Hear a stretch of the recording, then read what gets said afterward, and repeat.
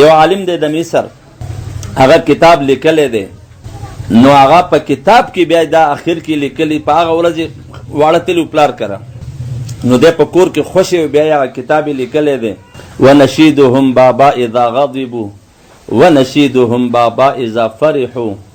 وای زما د بچو خو د جنکو خو به دقه وینا و بابا بابا چې په جنگ شو جو الله بابا، چې خوشحاله به وي جو الله بابا.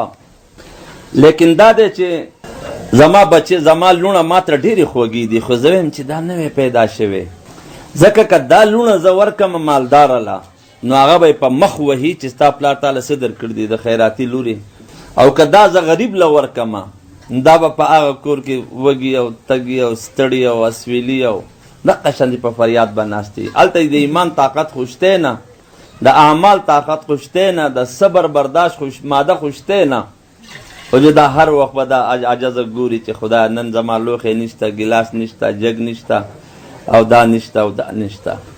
نو دومره قدر درخواست بیا هغه لاندې لیکلی دي چې تاسو خلک کورونه جوړئ، خلک بنیادونه جوړئ، خلک لوی لوی محلات او کورونه جوړئ، خو زه وایم چې تاسو د جنکو تربیت وکئ. فادبهن ورحمهن، دا فضائل په دې حدیث کې الو دي چې کله دا دوه خبرې شفقت او رحمت. خپل بچی باندې رحم وکړه، په خپل بچی باندې رحم وکړه. یو دوست زما شاګرد دی، نو د ډېر وخت نه شاګرد او پلار د مولانا عزرګل صاحب او مولانا عبدالحق صاحب او د مولانا لوی مولانا زکریا صاحب د دوی مرید پاتې شوی دی. ما ته وی زما دا لور په سبق کې تکړه نه ده او څه دعا وکړه، حالانکه د هغې عمر 9 یا 10 سالو. ما لکه دې دپاره خو سوره فاتحه او سوره اخلاص، یو پیره سوره فاتحه او 3 پیرې سوره اخلاص ووایي، الله د ده هر حاجت پوره کوي. پوره زندګۍ په ده باندې جادو سحر کوډې دا نظر اثر نشي کوي. بیا سوره فاتحه، سوره اخلاص، سوره فلق، سوره ناس، دا و پیرې سړی د جمعې په ورځ ووایي، یو خو به الله د ده ټول ګناهونه معاف کړي، او دویم دا دی چې الله پاک به د چې کوم دی نو ثابته هفته به دی د ده بچي د ده اولاد دا به الله د ناګواره خبرونه بچ ساتي، د ده کاروبار. او دریم دا دی استغفر الله الذي لا اله الا هو الرحمن الرحيم الحي القيوم الذي لا يموت واتوب اليه رب اغفر لي. 15 پیرې وایي، نو دا سړی به په خپل کور، په خپل بچو، په خپل اهل و عیال، په خپل خاندان کې به چرته ناګواره خبره دی نه ویني. یعنې دی به قرة اعین، بچی په مانځه ولاړ دی، بچی په تهجدو دی، بچی په تسبیحاتو دی، بچی په چاش اشراق باندې دی، بچی په مانځه کې دی، بچی دا وایي په دې باندې د مور او پلار سترګې یخیږي. دا د عزت تاج دی. تفسیر قرطبی راغستی دی چې د قیامت په ورځ به یو سړی جهنم ته روان کی، نو د جهنم وی د لوڼې به د جهنم په دروازه په استقبال ولاړي، او کله چې مور و پلار جهنم ته روان کی، نو دا لوڼه به د مور و پلار نه راتاو شي او په جړا او په چغو باندې به دا خپل مور و پلار د جهنم نه خلاص کی او جنت ته به داخل کی. بیا یې راغستی چې د قیامت په ورځ باندې به کله چې زامن جهنم ته ځي، نو زامن به دغه وکړي، درخواست وکړي چې الله مونږ له لږ وخت راکړه د مور و پلار د ملاقات. نو مور و پلار به وله راویستی شي، وایي دا زامن به د لیونو سپو په شانتې د مور و پلار باندې داسې راشوړه شي چې غوښې به ترې ویسي، غوښې چې دا زموږ مور و پلار دي، مونږ ته دین نه دی ښودلی، نن د دې په وجه باندې مونږ جهنم ته ځو، نن د دې په وجه باندې مونږ جهنم ته ځو. نو زنانه یا د چا مور ده یا بیبي ده، علماو لیکلی دي 10 قسمه زنانه خو به د سره کور ته نه واده کوي، چې رشته ګوري دا 10 خبرې به مخکې ګوري: الحنانه، الانانه، المنانه، الکنانه، الشداقه، السراقه، الاکاله، الدواره. 10 قسمه. ما دغه دوست خبره کوله، دا جنې ډېره ناقابله ده، ما لکه داسې چلو کا. د طبري او روایت دی، یو سړی سوره فاتحه د مفلحون، سوره بقره اول سر د مفلحون پورې آیت کرسی د خالدون پورې او آمن الرسول د کافرین پورې دا درې هر شپه وای چې څه شی دی یادی د دماغ نه به بیا واپس کیږي نه هغه به درته یاد حافظه به تر مرګه پورې به د حافظه نه خرابېږي قرآن یادی علم یادی دا به الله واپس نه اخلي بیا به راته وی چې ګور مولا سے 25,000 روپۍ زه د میاشتې ورکوم په بینک کې داخلوم د دې ماشومې دپاره د پلی کلاس 20,000 که 15,000 روپۍ زما د مخې داخلې کړې بیا ما وی داسې چل دی بچی عمر به 10-11 ته ورسېده ما ته وی مولوي صاحب ډېر ستړی کړم دې ماشومې اس کو ہم کیا کریں میں اس کو کیا کریں میں اس کے کمرے کی تلاشی لے لیں حالانکه په کور کې په سونو ټلیفونونه پراته دي او دا قسمه څیزونه پراته دي د نیټه پورې مې د دې کمرې تلاشي نو هغه خیال دا و چې د تلاشي چې د جادو مادو تعویض به راوځي نو دا د ډبل بیډ د لاندې نه دومره موبایل راووت 2 ګوتې موبایلو I am on the door, open the door my زندگی 12 PM د شپې 12 بجې شپې 11 بجې د شپې 10 بجې د شپې 1 AM د شپې 1 بجه 2 AM د شپې 2 بجې 250 میسیجونه پاغې کیو زه راوغوښتم وی تراشه مولوي صاحب څه چلو کو تفصیلي قصه د نور پکې نه ځمه خو لنډه خبره دا چې بیا د سکول د دروازې نه وی زه ستا پلار یم چوکیدار ته حالانکې د هغوی دومره سخت سکیورټي ده اسلام آباد کې د سکول د دروازې نه ماشومه وتښتوله د 11 سال راووته ولاړه بیا په منتونو واپس کړه بیا لاړه بیا واپس کړه وی څه چلو کوم یو دې چل چې نکای په امریکا کې د جو هلته ولېږه امریکې ته ولېږله هلته په اسلامي سکول کې داخله کړم جی وسی فطرت بنیادی خراب شوی دی د الله په خوا د 12 लाख روپو خبرې هغې د امریکې نه کړي دي د 12 लाख روپو خبرې هغه موبایل اوس هم ما سره پروت دی 12 लाख روپو خبرې او بیا یې د انګلینډ نه په الکترونیک ټکټ باندې راوتښتوله اوس هم د هغوی سره دا 2 بچې شوي دي که 3 شوي دي او په های کورټ کې هغې د یوې پیشۍ 8 लाख روپۍ وی دا څه شی دی خدای خبر دی دا نه پېژنم سپریم کورټ کې نو هغې په خپله اقرار وکړي چې بس دا مې خوښ کړی دی او زه بل اخلم نه ټیک ده دا مې مور او پلار دی خو دا مې چوایس دی مونږ وایو امام غزالی رحمت الله علیه لیکلی دي که خپل بچو ته هم دینی تربیت ورنکه تاج الملوک کې راغستی دي وایي ستاسو په کور کې به 9 قسمه زناور پیدا کیږي یې به د 2 خپو خو یې به زناور ظاهره خو به تا ته ډېره زبردست ښکاري داسې به یې چې سوایه منو په سټایل کې په فیشن کې په کاروبار کې په خبرو کې او لیکن دا به اولنې صفت چې ستا په کور کې پیدا کیږي په جنانو کې هغه به د خنزیر وي خنزیر دا د 2 ورځو مخکې خبره ده کلي نوم نه اخلمه یو ماشوم راغی پلار ته یې وی چې دې په دې تنګي کې یو جنۍ ولاړه وه او هغه بل ورته هلک ورته موبایل نیولې وه او جنۍ ورته ګډېده د بانډو خبره کوم د ښار خبره نه کوم د هغه پورې بانډو د غره د سر خبره کوم چې په تنګي کې د جنۍ ولاړې ګډېږي او هلک ورته موبایل نو هغه پلار یې استاد دی هغه وی د هلک دې وپېژندو وي او وی جنۍ دې وپېژنده وي او وی چاته ونه وي دې نه خو مرګ جوړ شي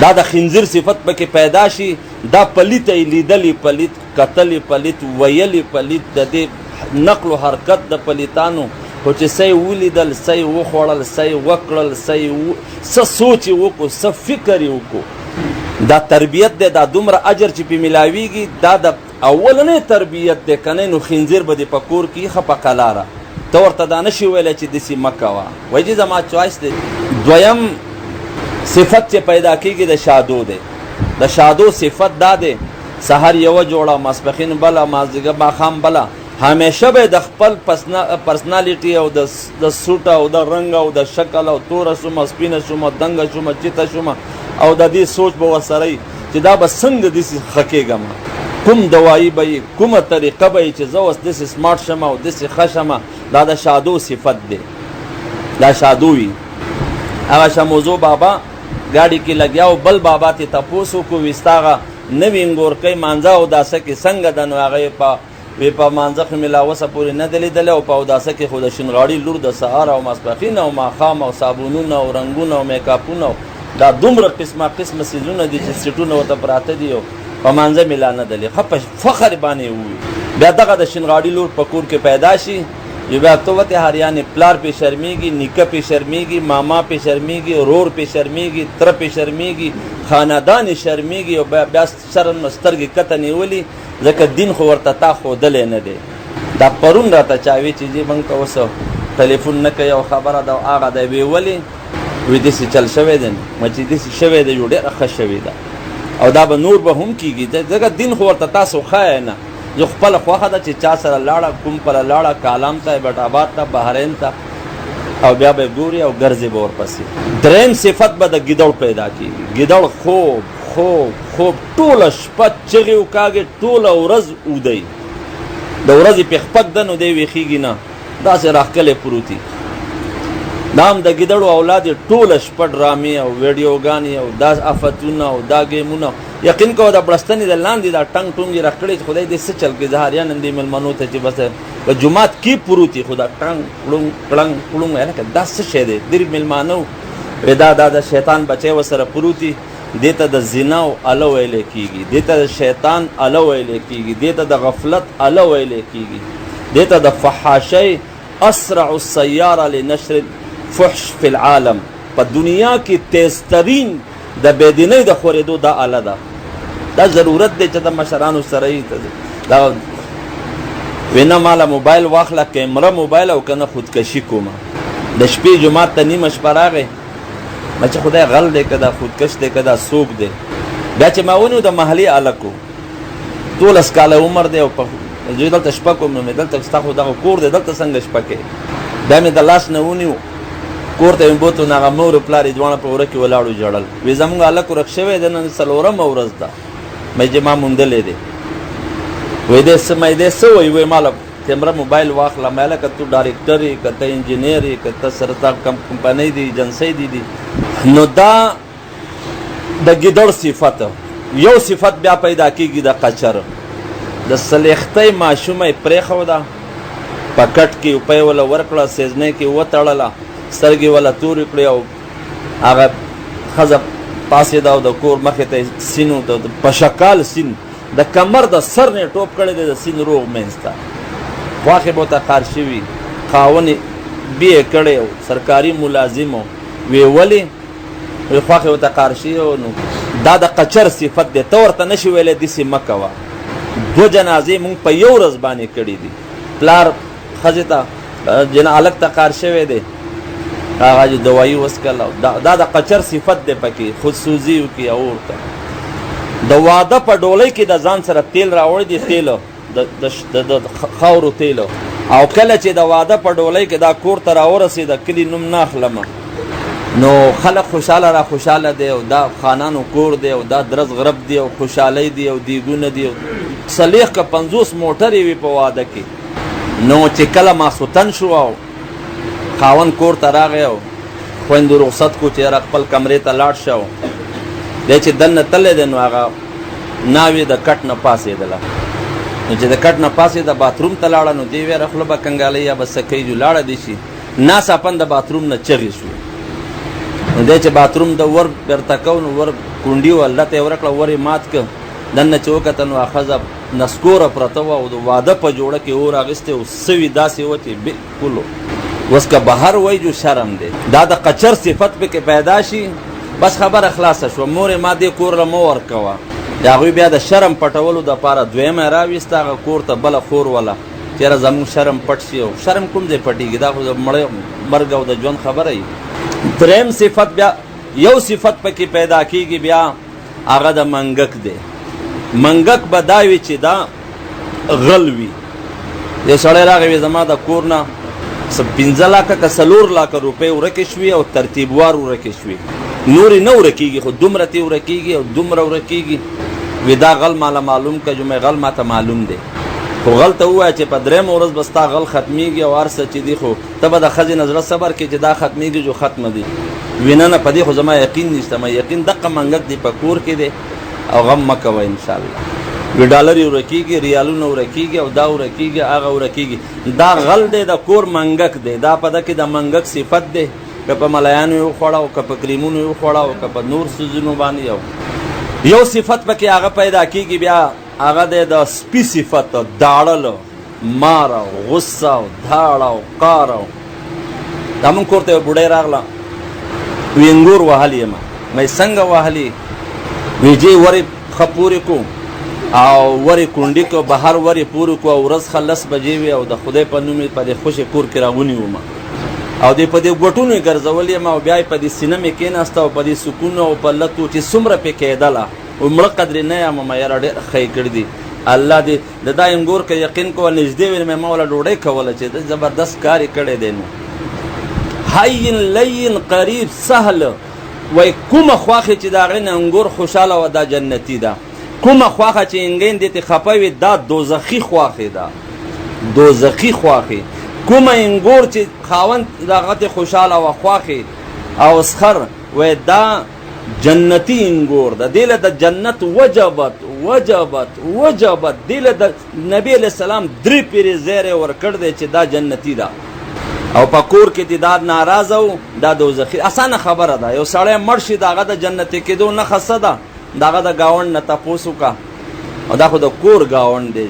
والجار والصاحب بالجنب، نو چې په کور کې یور او اندرور او دا ته د ترپوزي، نو بیا ته ووایه په خپله چې دا د کومه جنتي شوه. بیا والله لا یؤمن، والله لا یؤمن، والله لا یؤمن، دا د سره مسلمان نه دی. بیا نور صفتونه بیا د سپي دي، دا غصه چې خاوند کوي یو ګفت د دې سلور وي او شور به جوړ کړي چې خاوند ته یې خیشکور وي او تا که رسدي او غیرتي او تاله چا ښځه نه درکوله. دا خو زما مور و پلار دی خدای په 2 دوزخونو کې چې تاله یې درکړم او خیراتي او فقیر او تا که ردیسه او دا قصې به درته شروع کړي. ستا هغه ټولې مسافرۍ او هغه ټولې ګرمۍ او یخنۍ او هغه به ټول په خوړ لاهو شي چې د دې دا پوره نه شو. د دې وجې نه اولنۍ محنت زمونږ او ستاسو فهن یلدن للغابات، وی دا زنانه که د دې تربیت ونه شه نه د دې نه به د ځنګلو دپاره سباعه، د دې نه به د ځنګلو زناور به د دوی نه پیدا کېږي. او که د دوی تربیت وشو د دوی نه به حافظان، قاریان، عالمان، داعیان، متقیان، مخلصان، مقربان، غوثان، ابدال، نیکان، مفتیان، دا لوی لوی مشایخ او شیوخ دا به پیدا کېږي. یا هغه کوم عالم چرته یو ورځې بس خیال کې راغلی، مور یې د اهل کشفو نه وه. هغې ورته وویې بچیه دا ستا محنت نه دی، دا زما محنت دی. ما چرته تاله بغیر د اوداسه نه پی نه دي درکړي، ما چرته تاله اول د ګس طرف نه پی نه دي درکړي، ما چرته بغیر بسم الله بغیر د دغه نه ما تا ته جامې نه دي اغوستولي، ما چرته چرته چرته دا ټولې نیکۍ ورته وشمارلې. دا به الو د دې نه بیا به سړی خیږي، الو به د ده نه انسان خیږي. وایي چاله چې الله بچی ورکي او دا بچی دومره لوی شي چې دا مور ورته صرف الله الله د الله دا نوم وښایي، وایي د دې مور مخکینی ټول ګناهونه معاف. له چا اولاد نارینه نه وي، وایي سړی په ذهن کې دا راولي کماله الله بچی راکړه زه به وله نوم محمد اکدم، داسې نوم به اکدم چې په هغې کې محمد نوم راځي. وایي دله به الله پاک خامخا اولاد ورکوي، دله به الله خامخا نارینه اولاد ورکوي. او چې بچی ولا ورکو اول ورته د الله نوم وخو الله. دا چې وړوکی نو ګل دی بینوی، چې لږ لوی شي شڼشڼی دی شڼوی، لږ لوی شي نو توتی دی چغوی، بیا چې لږ لوی شي نو خرګی دی چلوی. بیا دا به داسې په ترتیب ترتیب د تربیت کې په وړوکوالي باندې. عربي زنانه هغې به خپل بچو تربیت د وړوکوالي نه په داسې کو، په داسې ترتیب باندې یا بچیه پاسه یا بچیه پاسه د دنیا د پاره رڼا شه، یا بچیه پاسه د دنیا د پاره ستوری شه، د دنیا د پاره نور شه، او یا بچیه پاسه فیه ضیاء و فیه النور فیه اللؤلؤ والمرجان. وای کله چې بچی د یو بسم الله وای بسم الله الرحمن الرحیم و شپږ کسان په الله وبخي دا بچی د مور او پلار دا استاد داغه مور او پلار شپږ کسان په یو بسم الله باندې وای د رواني سبق لذي د عرش ملائکه د پاره دعا کوي د عرش ملائکه دا ټول خاندان د یو بچی په سر باندې خوري د یو بچی په سر لکه دا کمزور دی عاجز دی ضعیف دی و شهدت دې سبق لروان دی كتب الله له بكل قدم عبادة سنه په هر قدم دی بچی ته طالب العلم دی د یو کال د عبادت ثواب ملاویږي د یو کال د عبادت شهدت الملائکه انهم عتقاء الله د الله ملائکه د دې گواهی کوي چې دا خلق د جهنم نه آزاد دي او څوک چې دا ګوري من احب ان ينظر څوک چې دا ګوري چې یاره داسې خلق ما ولیدی چې د جهنم نه آزاد دی هغه دا خلق دی دا خلق دی ستا د بچی نه انسان جوړول وای د اویاو جنکو حفاظت تربیت آسان دی د یو الګ تربیت ګران دی د یو الګ تربیت دا بچه بستا قاتل جوړیږي مدرس جماعت لازمه کور کړی و 40 بای 40 او داغه نه روست ما ته پته نه و خو ما ځان لازمه کا واغسته پاغه باندې ما د مدرسې د پاره تیار کور می واغسته نو ما ته چاوي چې دیږي کې چازمه کور کړ دستا مخې ته او جماعت له ور کړ د 40 بای 40 او قدم دا کاغذونه او رجستر اور سه را کړی دي مالک راځي شروع کو پکنه نو چې موږ چار دیواری به تاو کو محلي جماعت دې جوړ بشي نو هغه ځامن راغله ماشاءالله دا مشینان وسره دي وی کوم یو د مور زوی بدلته کشي وای ګټه کی دی وی زمون پلار د خدای په وو دوزخونو کې مونږ د لوګي مرشو هغه جماعتون لازمه کې ورکه او مدرسو دا نور جماعتونه چا آباد کړو دا نور کې چا منځو کو چې وس دا پکې بل جماعت جوړوي مې استاغه دي هر څه چې دی او زماغه دی الله په وو جنتونو کې اوراشه مې د ازمه کمی اغستې ده چې څومره غټ جماعت پکې جوړوي راشه جوړ کې چې څومره جوړوي اول به جماعت بیا به دغه نه روسته مدرسې بیا به کوري ما خو کور لا اغستې ده لیکن اول به جماعت بیا مدرسه بیا کور او مې بچی ته خورا او د جماعت وقف زمکه ده کاغذونه دا پراته دي او د قیامت پورې به دا د جماعت زمکه ده د الله په دربار کې به ته د دې جواب ورکې او چرته به د ټکې خاون نشي دا خو وقف زمکه ده اچھا سیلاب راغی جو داسې کړه چې د خدای په درېمې زمکې ته یې ورسوله چې اوس راشه ته پکې کر کې جو وقف پکې نو ما دومره قدر عرض کوم چې الله دین را کړی دی او دین د ازده کولو د پاره دی دا تربیت دی د خپل بچو د جنکو تربیت و زنانه چې کله بچی قرآن خلاص کی ناظره باندې نو په دغه ورځ د مور او پلار مخکینی ټول ګناهونه معاف بچی عالم شو وای د قیامت په ورځ به ورته الله ووایي قف علی باب الجنه د جنت په دروازه ودرېږه چې څوک دې خوښي جنت ته بوځه ټیک دا حاجي صاحب به څلور بوځي حافظ صاحب به 10 کسان بوځي شهید به اویا کسان بوځي خو د عالم دپاره قید نشته قف علی باب الجنه جنت په دروازه ودرېږه چې څوک دې خوښي وی عالم به الله راوغواړي او پټ ملاقات به ورسره وکړي بیا به ورته وایي چې یاره تا چې څه کړي دي او خو ما ستا په سر کې علم یې ښودی او د دې دپاره مې نو یې ښودی چې نن زه تا وشرمم د دې علم په برکت علم علیم زما نوم دی عالم زه یمه د دې زما په نوم ما په تا باندې یې ښودی راځه چې څوک دې خوښي د جنت په دروازه ما ستا ټول ګناهونه معاف کړه اومنا الله کرما الله لیوا الله دا د الله په ځمکه د الله جنډه و دا تربیت به راځي د مور و پلار نه سل خویونه نور او اذا کان رب البیت وای کله چې د کور مشر آغا بالدف ضاربا کله د کور مشر آغا ډولګي او باجی او ډمامي وهي نو فلا تلم الاولاد على الرقص کبیا واړی غړیږي نو په دې خپه کېږي ماغه پلاری دغه خوې کوي چې د وخت ورته وی راوړه نسوار دغه زوی به دی بیا څنګه کې په لاره دا اوله مرتبه ده ورله ورکي چې د نورو نشو هم شي خبردار دا ماشوم د سود زیانه څه خبر دی؟ مور و پلار په اسی ځان کړي ګناهګار او پل بچې به د نایي دکان لبوزي انګریزي سر ورله جوړ که مزیدار. وس بچی په لاس کې د سرو ګوتۍ ده د باندې به د آخرت سره حرامي. بچو په لاس کې د وسپنې ګوتۍ ده د دې بچی نه د بوتانو بین خیجي، د دې ښځې نه د بوتانو بین خیجي، د دې سړي نه د بوتانو بین خیجي. دا د جهنمیانو کالې دی په لاس کې ګوتۍ، صرف د سپینو ګوتۍ د سړي دپاره جایز دي. جامه د په سنت یو سنت دی یو، وای په کوم جیب کې چې مسواکي که دغه سړی اکسیډنټ وکړي هم خو د هډوکي به نه ماتېږي، الله به د جسه نه ماتوي. مسواک ورسره دی. علامه طحطاوي رحمت الله علیه شرحه کې لیکلی دي، نور الایضاح شرحه کې، چې یاره من عبارات الانبیاء د انبیاو قول دی چې په کوم سړی مسواک کوي تر هغې پورې به دله مرګ نه راځي تر څو پورې الله په ده باندې د رحیق مختوم د جنت خاص شراب دی هغه په دنیا کې قبل الموت څکولی نه.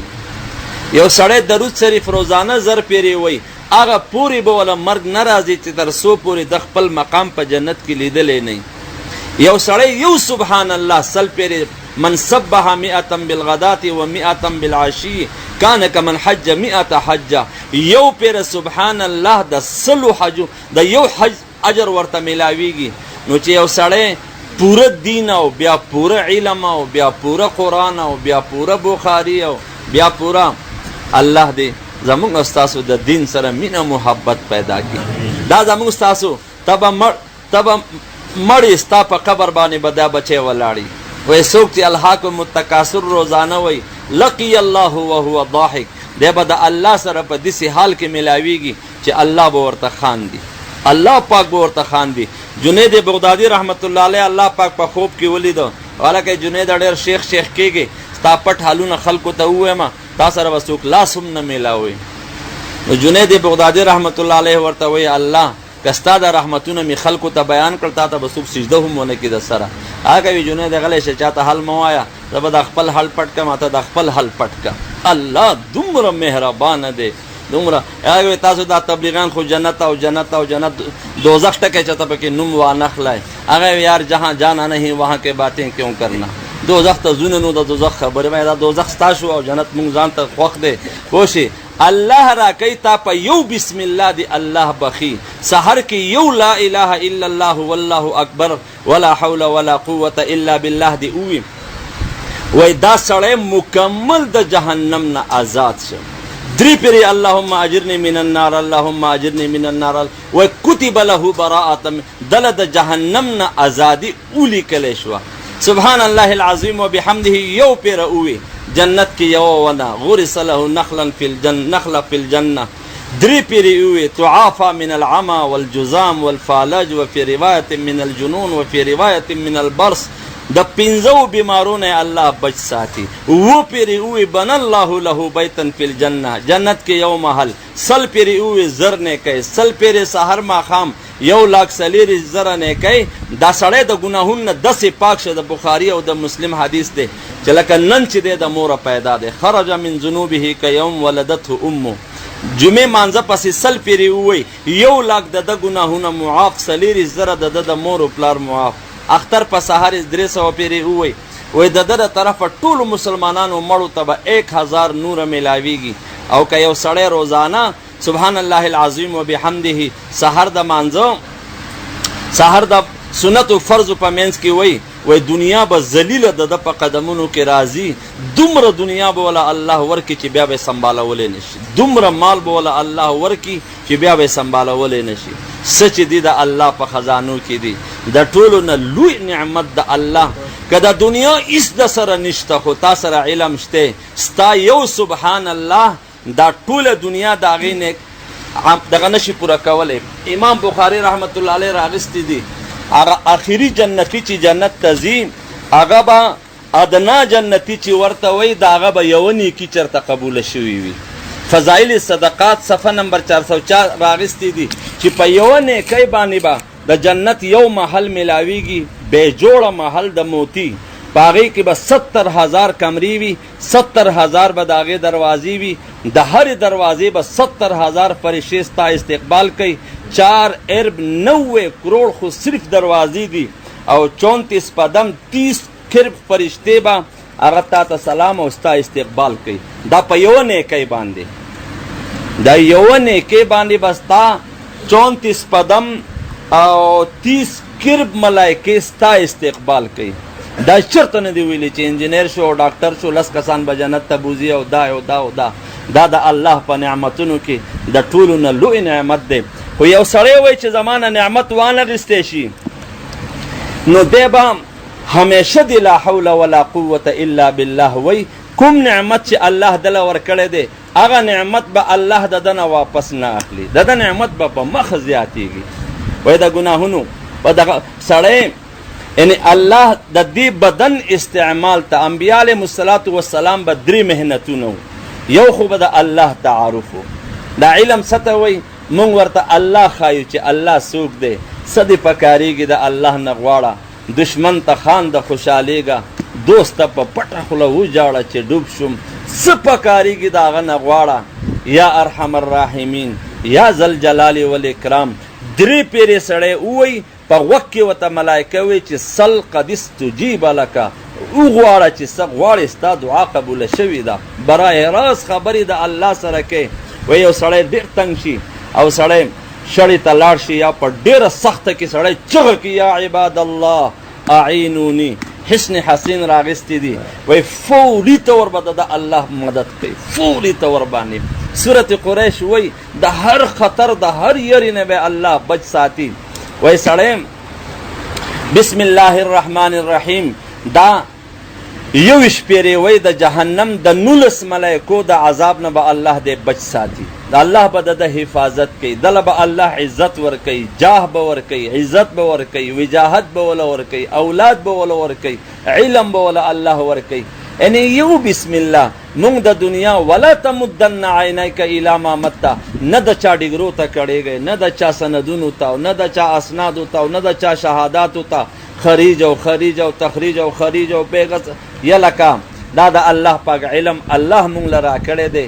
یقین کوه دا داسې نور دی، دا د الله په ځمکه چې دا څومره دنیا قایمه ده دا د دې خلکو ده. 1500 روپۍ څه تنخواه ده او 2000 او 100 او 1200، لیکن هغه عاجزان ناست دي. وهل ټکول ځان له خوري او زغلول او یره ځان له خوري او کوشه او پاسه او اخواشه او دې خواشه.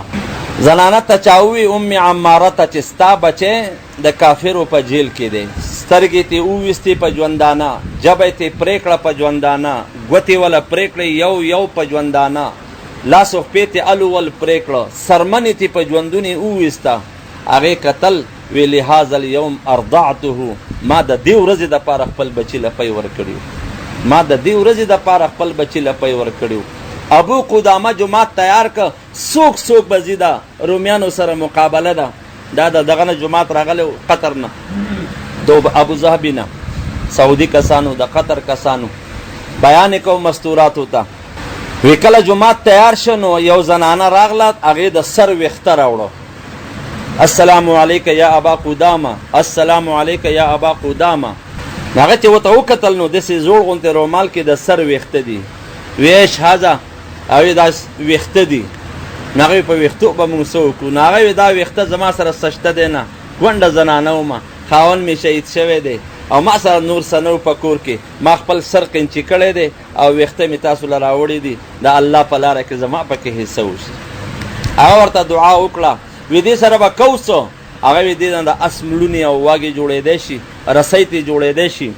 بیا چې کله روان وی سحر چې روان شو جماعتونه برابرېدل او روانېدل، وی یو ماشوم راغی نابالغه، وی السلام علیک یا ابا قدامه، بالله یا ابا قدامه، او خدای ته وګوره ما د ځان سره بوزه، خدای ته وګوره ما د ځان سره بوزه. نو هغه ورته وایي چې تپوس یې نه دی کړی، هغه تابعي دی او هغه چې د الله نوم اخیستی دی نو هغه وی راخېږه، خو ته به زما په سورلی زما سره یې. او دا ورته وی بچیه زه دې بوزم، خو که ته شهید شو نو زما سفارش به کوې. هغه وی بلکل به کو. میدان ته چې کله لاړه رومیانو سره دی صفونه برابرول او مقابله شروع کېدو والا وه، یو غشی راغی د ماشوم په سینه ولګېده. ماشوم را ارتاو شو، ابو قدامه ورمنډه کړه او راوچت یې که. د هغه آخري سلګۍ وي نو په غوږ کې ورته وي بچیه زما خبره دې یاده ده؟ هغه وی او ستا خبره مې یاده ده، دا به زما مور له ورکړي. لاس یې تش را ایسته که. ده چې وله لاس کولاو کړو نو هلته هغه سا ورکړو، په لاس کې هېڅ نه و. خو فکر شو چې دا د چا بچی و، دا خو ما د لارې نه راویستی دی. وی تپوس یې وکړو چې دا ما بغیر تفقده راویستی دی او نابالغه مونږ راولو هم نه، خو ده چې کوم ټکي ما ته ویلي نو زه بیا ټینګ شوی نه یم، ما راخېجولی دی. وی دا څوک دی؟ وی دا د هغه کونډې زنانه زوی دی چا چې پرون د سر ویښته ورکړي وو. هغې ته پته وه دا زما د خاوند پسمرګي پیدا شوی دی، د خاوند د لاس نښه ده، سترګو یخوالی دی، زما د سر د کونټون د سر صادر دی، د خوشې کور مشغولا مې ده، لیکن ما ته د الله او د الله د دین نه زیات خوښ نه دی. ورته ووایه که دا څیزونه تاسو ته احب الیکم من الله ورسوله، د الله د دین او د الله او د الله د رسول او د دینه درته زیات خواږه دي، نو بیا د عذاب انتظار وکئ، بیا د عذاب انتظار وکئ. خالد ابن ولید جنگ کو لګیا دی میدان کې، فتح نه کیږي او ډېر وخت شو. وی ناڅاپن یو مجاهد راغی او مخې پټ کړی دی، لاسونو کې دستانې، توره ورسره په اس باندې. وی میدان ته راورسېد او خالد یې راوغوښتو، خالد له څه ورکو او مجاهد واپس شو. چا ونه پیژن سړی دی که ښځه ده. وی زنانه به اغوندي داسې جامه چې پته یې نه لګي. ماشومه سبق له روانه وه نو هغه کلنډر وی چې ابۍ اخواشه، حالانکې ماشومه د 8 کالو وه، خو داسې غټه بورقۍ اغوستې وه چې هغه کلنډر وی ابۍ اخواشه دی بلې ابۍ له ځای ورکه. نو هغه ملګري زمونږ وی چې الحمدلله د دین چې کوم تقاضه ده د قرآن تقاضه پوره شوه چې یدنین علیهن من جلابیبهن. اووه قواعد دي، څلور اصول دي د سوره نورو. څلور اصول دا دی چې خپل لور خور به هغه ځای ته نه لیږي چې هلته کې ستا د هغه ځای نه دا بېدیني کور ته راوړي، دا بېدیني کور ته راوړي. دویم دا دی چې هغه پرونی که بلوزنۍ خبره ده، دوه وړې وړې جینکۍ وي، یو به زیات نه زیات د 1.5 کالي او یو به د 2.5 یا داسې به وي. نو هغه مشره خور دې وړې ته یې ګډه زده کوله. نو ما ته چا اشاره وکړه، وي مولي صاحب ګوره ورته راشه چې ناشنا ګیم در باندې ووینم. مې څه دي؟ وي دا ګوره. نو وړې خو خبرې هم نشي کولی، هغې ورته ان داسې به ورته کول او هغه وړې دا ګوتې پورته کړې وې، دا خپۍ کږه کړې وه چې ګډا خلک داسې کوي. دا قرآن چې وایي ولا تکرهوا فتیاتکم علی البغاء، د هغې دواج دا نه ده چې خپل بچي به داسې غم خادی له نه لیږي، خپل زنانه به داسې ځي له نه لیږي چې د هغه ځي نه ماما کره او ترور کره او تندار کره او پلانکي کره او پلانکي کره، د دې څیزونو نه ډېر خلاف وي. دا د هغه ځای نه چې کوم پلیتي هلته مور او پلار ته څه پته لګي.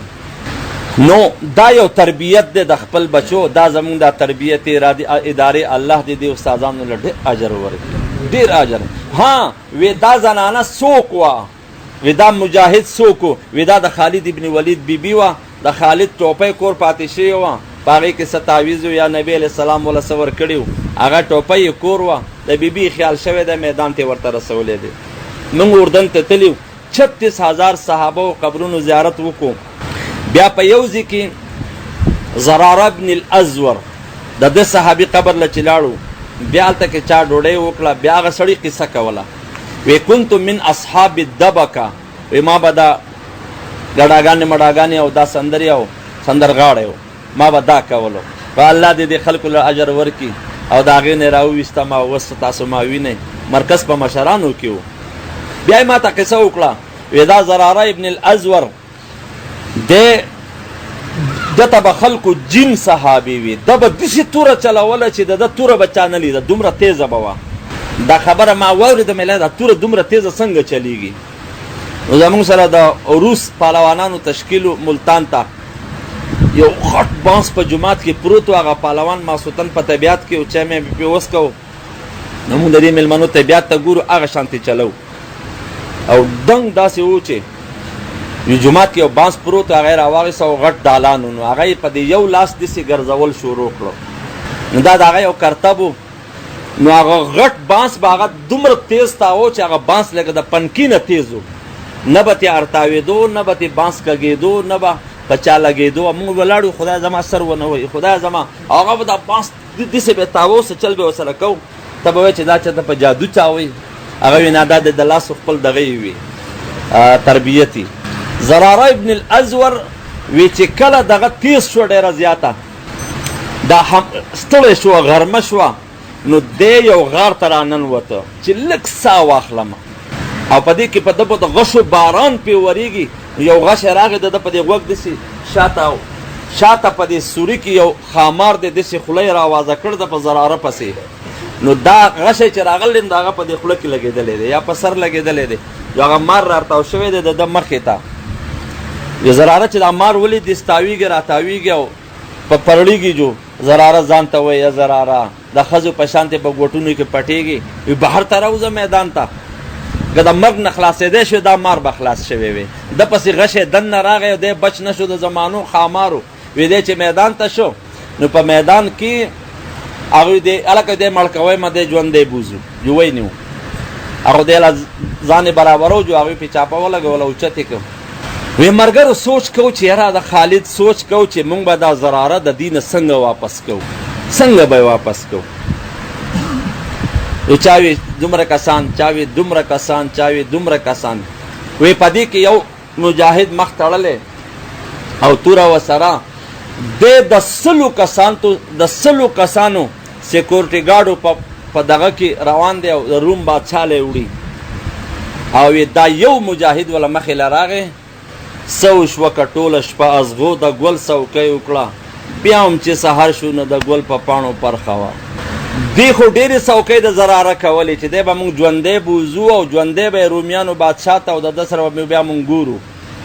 وی دا مجاهد راته د 100 کسانو مقابله یې کړې ده، تر دې پورې چې د هغې سامانونه پاتې کړي دي او تتر بتر او دته زراره را خلاص کړی دی او په خپل اسې سور کړی دی او راویستی او خالد ابن ولید ته په دروازه کې ودرو. وی دا مجاهد دی واخله زه لاړم. وی دا څوک وه؟ وی دا د زراره ابن الازور خور وه. دا د هغه خور وه، خور. دا په ایمانی طاقت باندې کېږي چې د یو قلا نه راوځي او هغه ځي او 7 یهودیان مړه کوي. ماښام یې واده شوی دی، شپه قدرې شوې ده، سحر د اشراق نه مخکې خاون شهید شوی دی او د ساخته پورې ناوې جنګېدلې ده په سرو لاسونو باندې او 10 بجې باندې بیا راغلی ده نو بیا یې خاون اوچت کړی دی. دا یې قرباني د هغوی ورکړې وه، د مال قرباني، د جان قرباني، د بچو قرباني، د اولاد قرباني. خاون د الله په لاره کې دی. په گاونډ کې د یهودي کره غوښه پخېږي. زنانه د بچي امیدواره ده، عجزه، هر شي ته زړه کېږي، کمزورې ده، نو د غوښې بین پې لګېدلی دی نو اوس صبرېږي نه. یو پیره تلې ده د اور په بانه، بیا تلې ده د اور په بانه، بیا تلې ده د اور په بانه.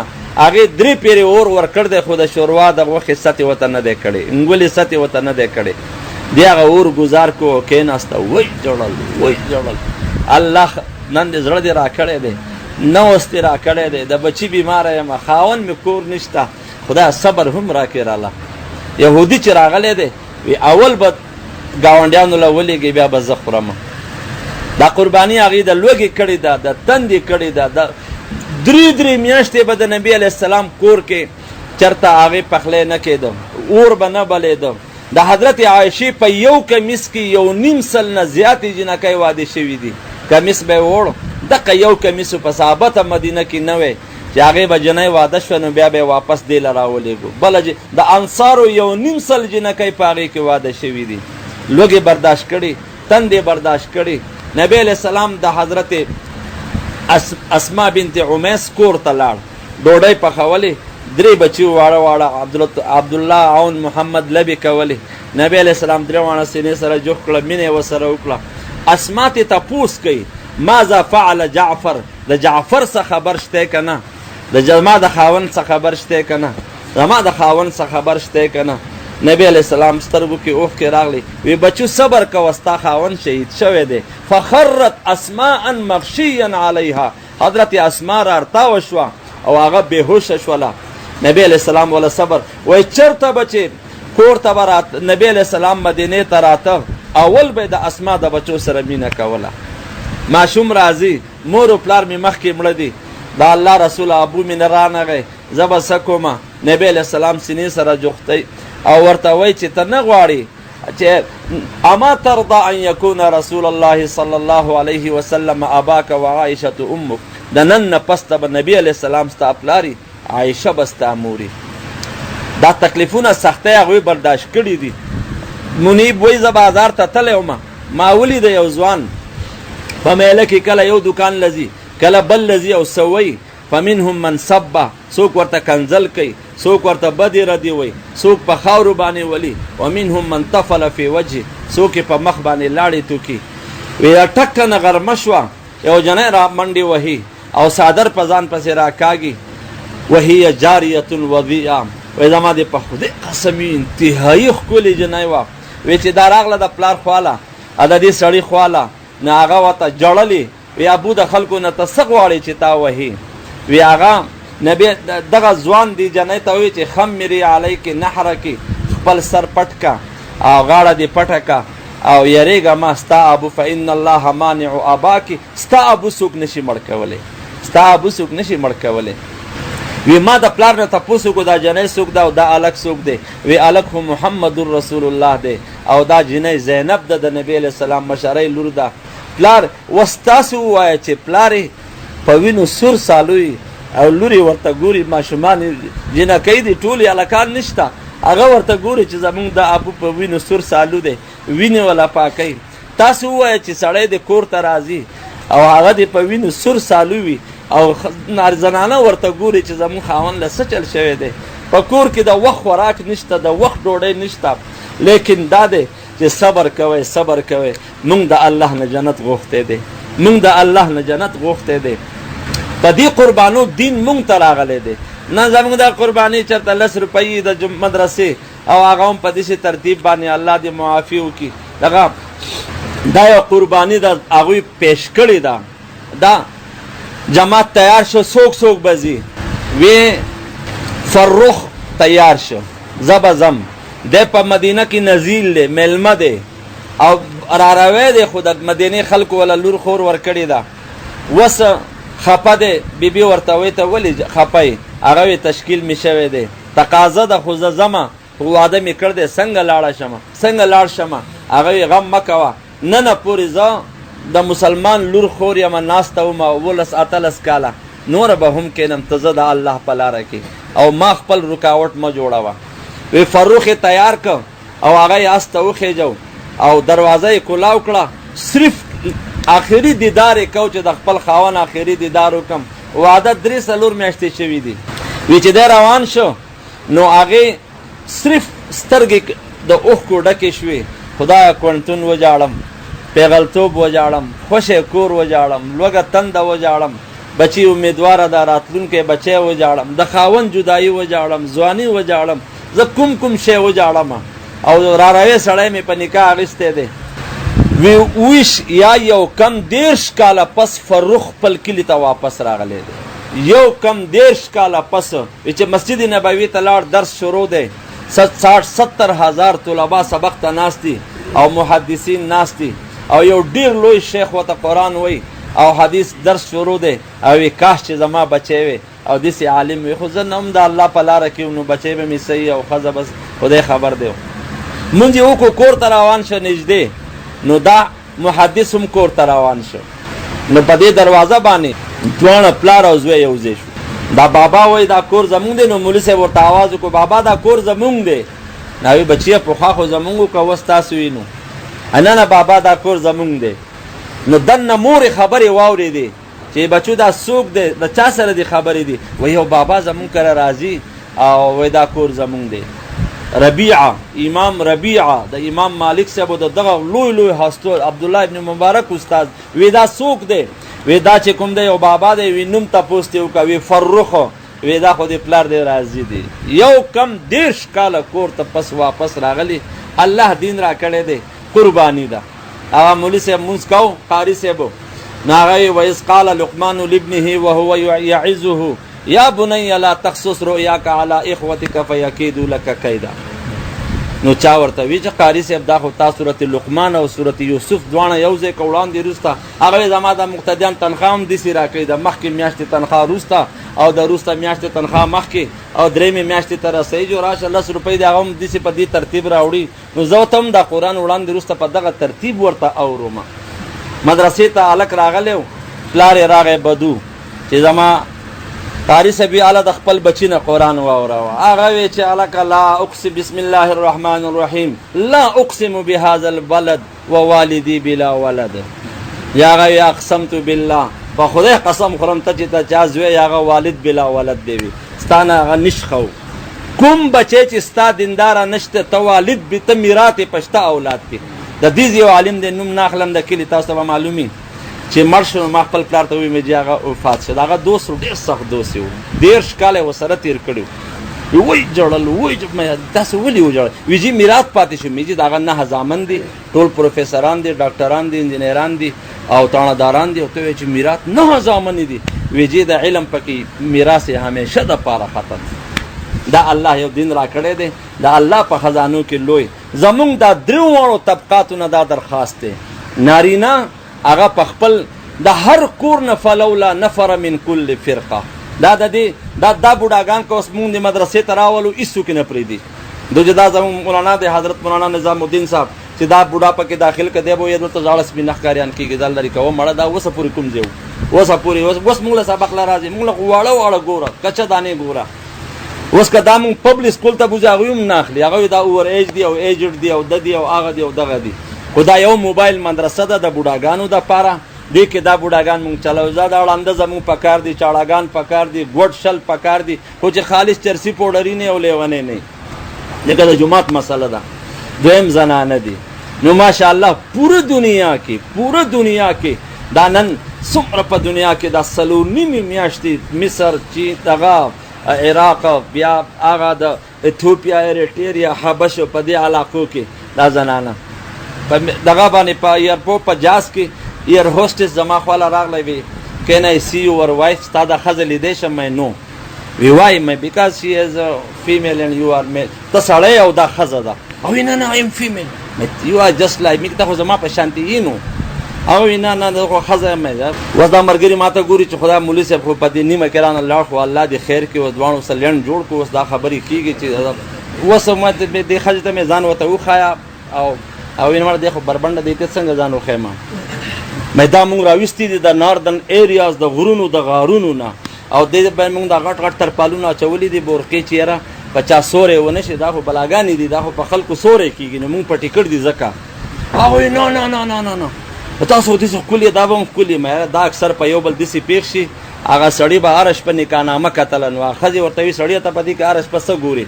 او زه پکې ایکسپایري ډیټ ګورم چې تا نه به مې الله خلاصوي څنګه. مولوي صاحب په نکاحنامه کې چېرته ایکسپایري ډیټ لیکل دی که نه دی؟ یا هغه وي نه نه وي تاسو داسې ښکلي یم داسې چل دی. مې ځان ورته وښایه او د دې ښځې نه ما دمه کوسو. هغې دا سترګې پټې کړې نو هغې ته وایي دا سر پټ که سر پټ که. او یا ایم ان ډیوټي وي زما ډیوټي ده چې مې اوس ورته ټینګه شه چې دا څه وایي اوس خو یې ومنه. بیا چې په قطر ایرپورټ کوز شو نو هغه زنانه راغله اولداره سمه ګوندلۍ داسې چې هغه اوس دا ښځې لټولې. نو اوس زنانه عاجزانې له پاسه بورقیه او لاندې پړونې او لاندې شالونه او لاندې لا جمع وجود جرسیانې لا زیاتې او بیګونه لا پکې ځان لاو. او وین انتم ماشین مجانین تاسو چېرته ځای لیوني یې. مې ستا اوس په دې کې څه کار دی؟ خو جو ویې لټوه ستا خبره به خلاصه شي. جو دې غاړې سړی ولاړو یو ثابت حدیث سره د سند نه ووي چې کلکم ماته هم سند نه معلوم کو. هغه ثابت سره د سنده کلکم راع و کلکم مسئول عن رعیته. مې یا شیخ ما عرفنا من الاسلام الا شیئین. هغه ښځې خو غوسه کړی وم ولزوجک علیک حق ولبطنک علیک. بس په اسلام کې مونږ دغه 2 حقونه په ښځې او بچو او ګېډه او ښځې او بچو. ماښام د ګېډې غم کې اوده شو، سهار هم بیا د ګېډې غم راویښوي. مې دغه د ساورو مې والله یا شیخ الحیوانات تعرف هذه الحقوق اکثر منا. دا حقونه خرو ته هم معلوم دي. په مونږ د الله حق دی، په مونږ د رسول الله حق دی، په مونږ د قرآن حق دی، په مونږ د 247 ملکونو حق دی، په مونږ د 2 اربو مسلمانانو حق دی، په مونږ د 4 اربو کافر را باندې حق دی تر قیامت پورې راتلونکي انسانان هغوی ته دا کلمه رسول په مونږ ان تؤدوا الامانات الى اهلها. نن مونږ ظالمان یو او ظالم سره د خدای مدد نشته. نن چې په سرو سترګو جړېږو مونږ داسې ښیو، په ازادۍ پسې کړېږو مونږ داسې ښیو. دا چې هر لوی ورکوټی نن پردو جامو کې ګرځي، دا چې خیرن خچن ګرځېږو مونږ داسې ښیو. دا چې زمونږ نه نن د عمر رنځوران جوړ شوي، دا چې نه مرو او نه رغېږو مونږ داسې ښیو. هر ټرک ته د سامان په نظر ګورو، راشن ته د ایمان په نظر ګورو. یو ځای هم د راشن را نه خطا شي دې عمل ته د تاوان په نظر ګورو. دا کولر راته د غیږې بچی ښکاري، پنکې ته د جانان په نظر ګورو. ماشاءالله راشن دی هغه یو په سر باندې وهو هغه ورته وي پولیس ماما ښه مې ووهه،